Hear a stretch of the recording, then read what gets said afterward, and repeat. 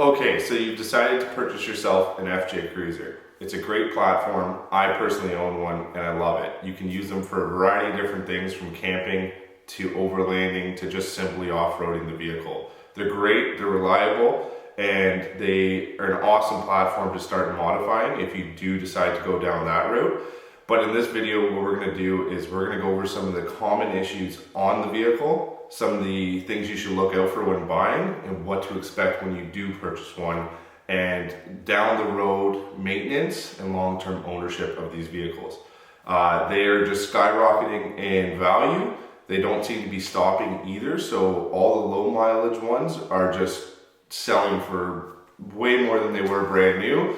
And some of the other ones that are a little beat up, that have been used already, starting to show some problems, they can be bought for a bit of a deal, but you should be wary about buying some of those. And in this video, we're going to show you how to address those problems and to see if it's a good deal or if you're willing to tackle the project that you're buying.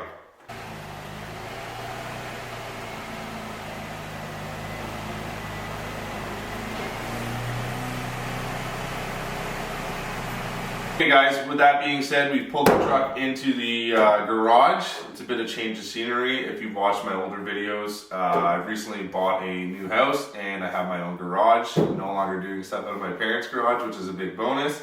Anyways, this is my 07 Toyota FJ Cruiser. It is a manual option, so it has a 6-speed, not the automatic version.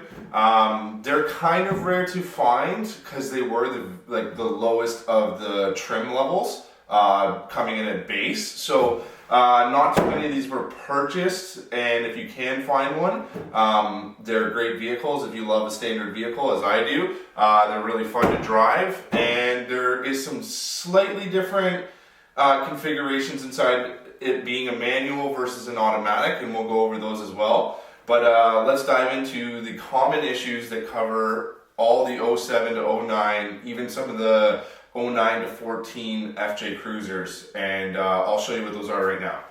Guys, the first thing I want to talk about is the windshield. Okay, so the FJ Cruiser has a very vertical windshield, as you can see here. It is almost 90 degrees.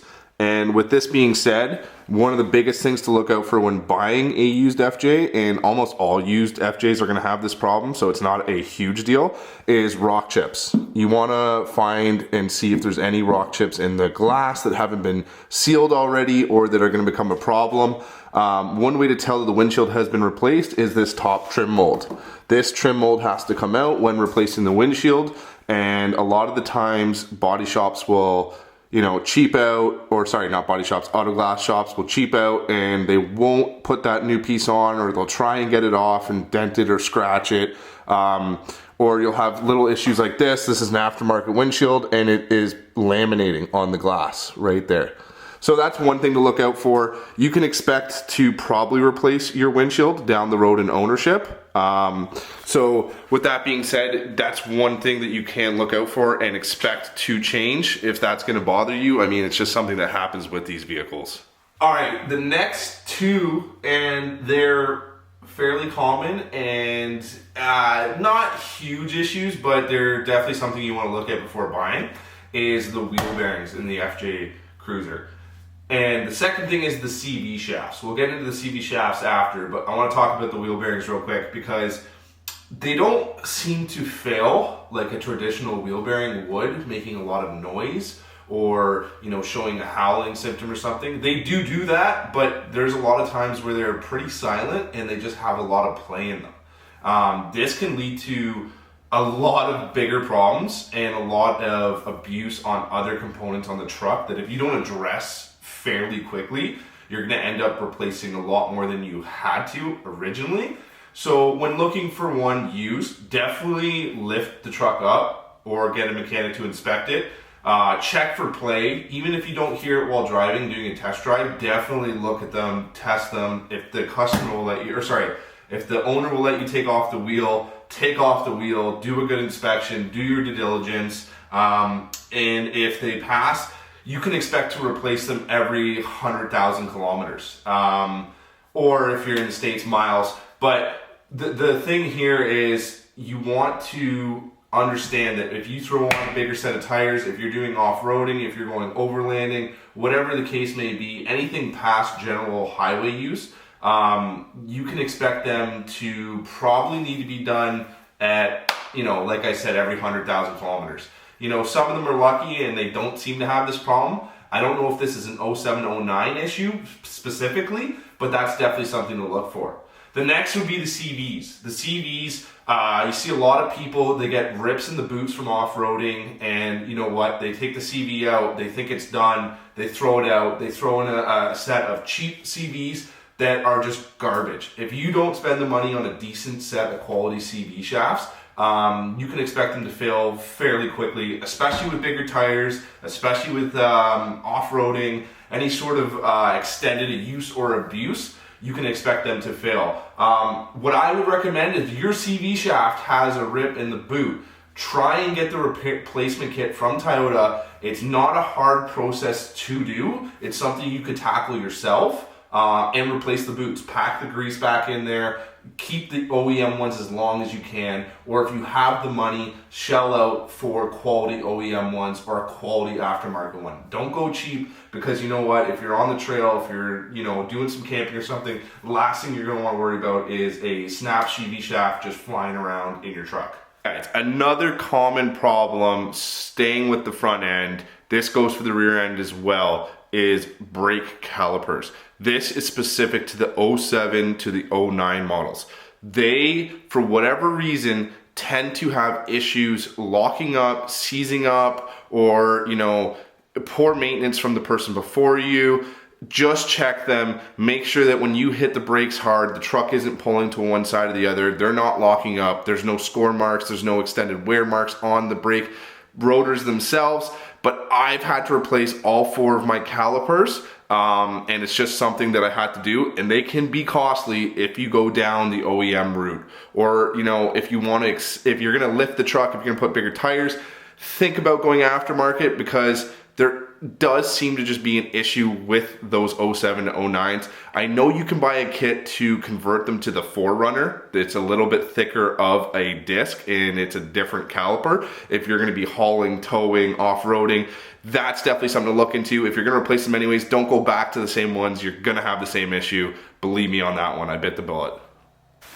Okay, now we're at the rear of the truck, and same thing goes for the rear of the truck.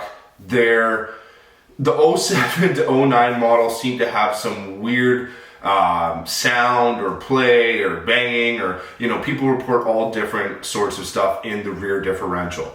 I'm gonna speak on my behalf. I haven't had any weird howling or play or anything, but the one thing I would suggest to you, before you buy an FJ Cruiser, go in the truck, if it's manual, if it's automatic, put it in 4-wheel low, see if the rear diff engages. That is a big problem. A lot of the times, if it doesn't engage, it's actually the sensor on the transfer case, I believe. I was lucky, this one did shift into, it did lock the differential, and I didn't have any weird lash sound or howling or something that people report, but that does seem to be a problem on the 07 to 09, so definitely look at that before purchasing.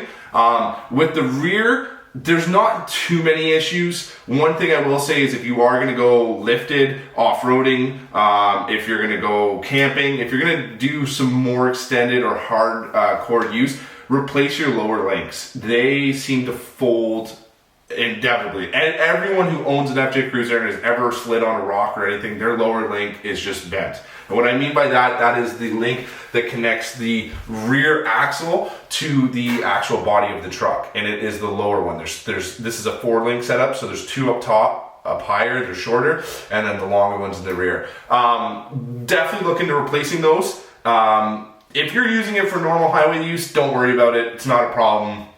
You shouldn't be affected by it. But just know, if you have plans to modify this vehicle or, you know, use it for its intended purpose, that is something to look into and worry about. Same thing goes with the rear. The calipers tend to seize. There tends to be this weird noise that goes on with the e-brake. A lot of people just neglect their e-brake, especially if it's not a standard. They don't use it. It gets corroded, it gets messed up. So just test that out. A lot of the times if you're hearing weird sounds from your rear end, a lot of the times it's just like, you know, the drum brake itself is just fallen off and it's just flying around in there. So that's one thing. If you do notice while you're on a test drive, definitely see if they'll let you pop the wheel off. Again, do your due diligence, do an inspection. It's not a big deal, easily replaceable. Parts are cheap, parts are affordable for that. So don't be too concerned, but use it as a bargaining tool. That being said, there's not really too much else wrong in the rear end of this truck. But frame, let's talk about the frame. That's big. These vehicles, if they're in the rust belt, you are going to want to do a thorough inspection on the frame, because that's what's going to kill this vehicle. That is the one biggest thing I've noticed that's going to, you know, these things can go for 400,000 kilometers if they're well taken care of. What's going to stop you and prevent you from doing that is frame rust. It's going to rot, it's going to fall apart, you're going to get rust pockets, it's going to have cracks. So just do your due diligence. Anyone who's oil sprayed it or had any slight care of it, touch up, you know, paint it. Personally, I've used PR15, I've redone the whole frame, I spray it every year, and I don't have a problem. It's one of those things that if you live in a warmer climate that seems to be dry, you're not gonna have that issue either. Those are the FJs you're gonna wanna buy.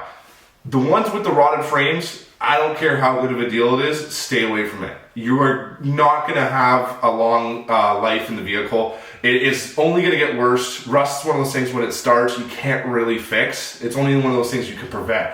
So, for anyone looking to buy one, that is my one and biggest thing about the FJ Cruiser. Do not buy one with frame rust, and if you do, I hope you have a welder. I hope you have a lot of time on your hands and you're willing to replace it or buy a new frame and do a whole body swap. But anyone looking to buy one, that should be your deciding factor. A lot of the other stuff I'm covering in this video can be replaced easily. A lot of it's just general wear items. So that's the big ticket in this video is frame rust. Make sure you do not have an extensive amount of frame rust. Okay guys, coming to the rear of the truck, you're going to want to make sure that these hinges are working. This is the rear hatch. Some of the 07 to 09 models had some weird splitting, or, you know, the hinges were off a bit and the trunk closed weird. So just give this an inspection really quickly. Make sure there's no splitting or cracks in the frame here. That's fairly uncommon, but it does happen on some models, the earlier models. So check that out as well. Coming back to the front of the truck, there's two things I forgot to mention when I was talking about the windshield, and I'm going to show you them right now. One is the antenna. This grommet tends to fail, not a big deal, very easily replaceable, about 30 bucks from Toyota. But another big thing is the side cowling. These tend to fall off. You'll see a lot of FJs sometimes, maybe with them actually not even there, or, you know, the clips inside of them, if anyone's ever had to replace the windshield, they break, they tend not to be replaced, so definitely look at that. I actually broke the clips on the inside of mine, so I ended up just siliconing it down. There's some instance where they'll just fall off on the highway, so definitely notice that too. Another big thing is, if you're buying an FJ with an aftermarket roof rack, you're going to want to make sure that it was installed correctly and there's no leaking on the inside of the roof. So if you open up your FJ and you look at the headliner, just make sure that there's no signs of water damage or mold, because that is a common problem, especially with the aftermarket roof racks. If you don't have one, it's not really an issue, or if it is the OEM one, don't worry about it as much, but definitely check it out. Okay guys, now let's get into the drivetrain of this FJ Cruiser. This is equipped with a 4-liter V6 engine. It's called the 1GRFE. It was found in the 4Runner, the Tacoma, I believe some models of the Tundra, and of course the FJ. This is a very reliable engine. I will start off by saying that I have never had any major issues with this engine, but with that being said, there are still things to look out for. So we're gonna take a quick look into my truck. It is just been oil sprayed, so it's a little bit dirty, but I'm gonna show you some of the things that you should look out for when buying one. One thing I want to touch on really quickly before we jump into this, the 07 to the 09 models were recommended to run premium fuel. The models from 2010, I believe, to 2014, they didn't have this issue or recommendation. So for people looking at 07 to 2010 models, ask the person you're buying the vehicle off of what fuel they ran, whether it was 87 or if they did run premium. It's hard to tell if they're lying or not. A lot of times they're probably just gonna say they ran premium. So with that being said, this has been debated so long and I've heard so many different opinions on it. So I'm gonna give you my personal experience, and you know, I'm not a professional mechanic, so if you choose not to take my advice, that's fine.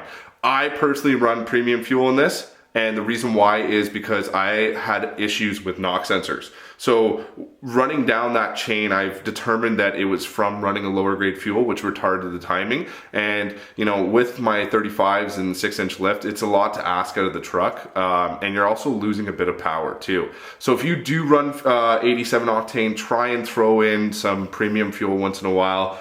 Or if you can shell out the money, definitely run premium fuel in the 07s to 09s. These things are horrible on gas. If you're buying this vehicle and think it's going to be fuel efficient, I have bad news for you. These are horrendous. With that being said, I believe the 10s to 14s ran iridium plugs, so they kind of fixed that issue, and there was some sort of different tuning on it and stuff like that, and they solved that problem. So if that's gonna, you know, hinder your buying experience, maybe stay away from the 07s to 09s. It didn't really bother me as much, and you know, I wanted the manual, so I just opted for it anyways. But yeah, definitely see if there's any codes for the knock sensors. If they'll let you plug in a diagnostics tool before buying it, that would be my recommendation. Okay, so looking at the 07 models and 09s, you're going to want to look for any fender bulge. There was some sort of an issue with the fenders bulging at the seams there where it meets the body. It's hard to show you, so I can't really explain it, but if you're really interested, you can ask me and I'll, you know, talk to you about it and show you what to look for. It's hard to show you in this video with everything in the truck, but there are some tight little areas where you can see if there is any fender bulge. I personally have never encountered this or even seen it, but I have heard from other people that they have had that problem. You're gonna wanna make sure you have a good battery, first of all. Make sure that the battery's not out of date. You're gonna wanna make sure the oil filter looks somewhat new. If it's OEM, if it's aftermarket, just kind of make sure that they did their maintenance. Obviously, check your engine oil. These engines don't seem to burn oil from my experience, but the newer models with the VVT-i L or whatever, they tend, I've heard people say they have burnt oil in their engines. Another thing to look for is here on the left side, you want to make sure there's no leaking from the, I believe it's the block to the cylinder heads. There's no oil leaks. It'd be only on the left side passenger. For whatever reason, it seems to be this side from my experience.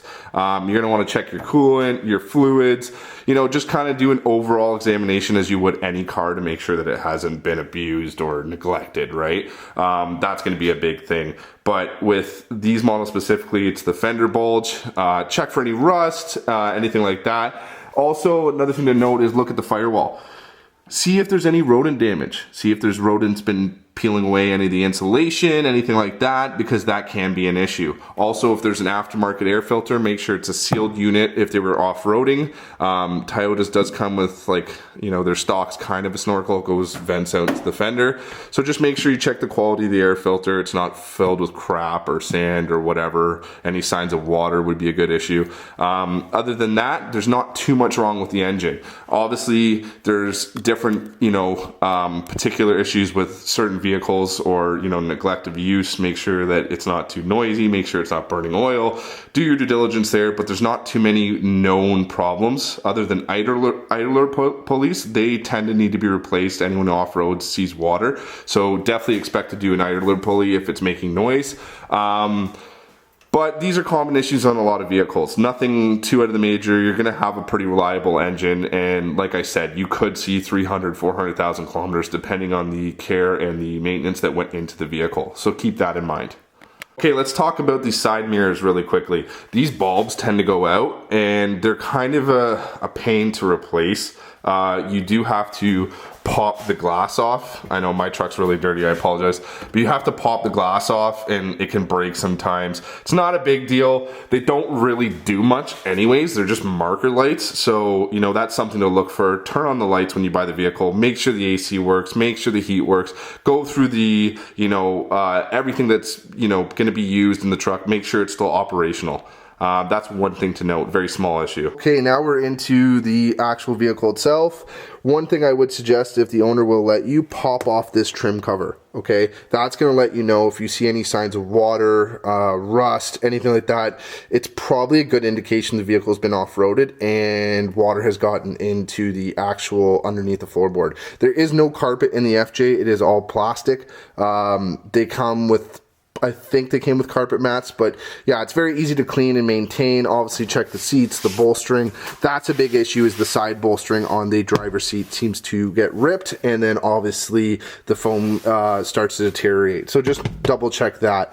Another thing to talk about too, mine's a standard. Make sure it shifts well, goes through all the gears. Obviously, check your your transfer case, okay? In your four-wheel drive, high, low, go through that. Make sure it's all operational. Like I said, engage the diff lock. Make sure the light comes on the dash. Make sure it still works. The 8-track will work. In this particular model, it only works in 4 low. So just note that. Like I said, go through all your buttons and dials. Make sure they still work. Generally, there's not too many issues inside the interior of the FJ. Going back to rust, if you're, the big thing with this vehicle is rust. So I would recommend popping this seal at the top of the door, and there is 1 or 2 drain holes. I actually sprayed some lubricant in there, but pop this seal off and take a look at it. There has been people that have had their top door rust out, so that's definitely one thing to look at as well. Okay guys, with all that being said, I just want to state that I do love my truck and I would not sell it. And I understand why these vehicles have gone up in price so much, because they do not make them anymore and they're hard to obtain. And the good examples demand high money, because you know what, if you do love these platforms and you do want this truck, you are going to be having to pay for it. I just want to say all those issues that I covered aren't 100% going to happen to your FJ. So I don't want to discourage anyone from buying. I just want to inform you so you can make a smart decision for yourself, whether you want to buy the FJ Cruiser or maybe look at a different platform. I have a lifted truck. You may have noticed I have big tires on it, 35s. There's different suspension. I've done a lot of modifications with my truck. Some things are replaced that were necessities for what I do. Not everyone's going to have to do these things, especially if you just intend on driving the truck. Another good bit of advice, buy a truck from someone that has had the dealership maintain it and hasn't modified or used it for off-road reasons. You're gonna generally get a truck that has less wear and tear on it. It leaves you more room to do modifications for yourself, what you decide to do with your truck. Take it out, figure it out, see what you really need and what you don't. A lot of the times people just throw a host of parts on these trucks, and it's really not necessary. These things out of the box are just amazing off-road vehicles. You don't need a 6-inch lift. You don't need 35-inch tires, depending on what you're doing. And with those comes different maintenance and wear and tear items. So keep that in mind. Again guys, if you like this video, please smash that like button. Please drop a comment and consider subscribing. I'm going to be posting a lot more about just talking about the FJ. I kind of want to make a subcategory on the channel called Let's Talk FJ, and we're going to be diving into some of the common questions I get. As always, follow me on Instagram, FJ_cruiser Matt, and I'll see you guys in the next video.